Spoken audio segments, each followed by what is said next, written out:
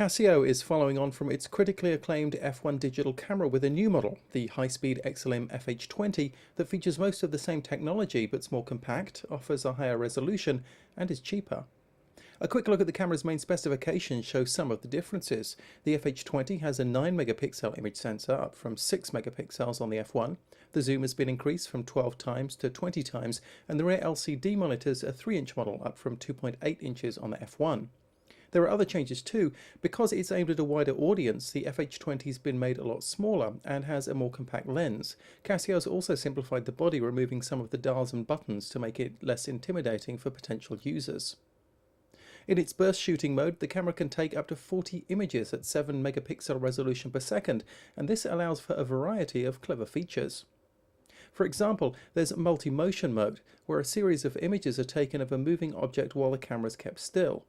The camera identifies the moving object, pulls it out of each picture, and pastes it over a single background, so you get a single image that has a series of shots of the moving object. And the burst shooting is also being put to use in anti-shake. The camera takes a series of images and overlays them so that a clear image is created. The Casio sign here looks a little sharper in the image taken with the high-speed anti-shake than in the one without. And there's also the super slow motion mode that was a hit in the f1 camera.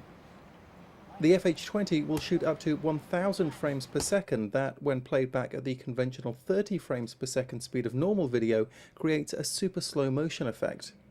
In this mode, because just a few seconds of action become a much longer video clip, Casio's also included basic video trimming controls in the camera. There are other features too. For example, the FH20 can record up to 40 photos either side of the shutter button being pressed. So if your timing's a little off, you still have a good chance of capturing the picture you want, either just before or just after you press the shutter. For consumers, perhaps the best news with the FH20 is the price.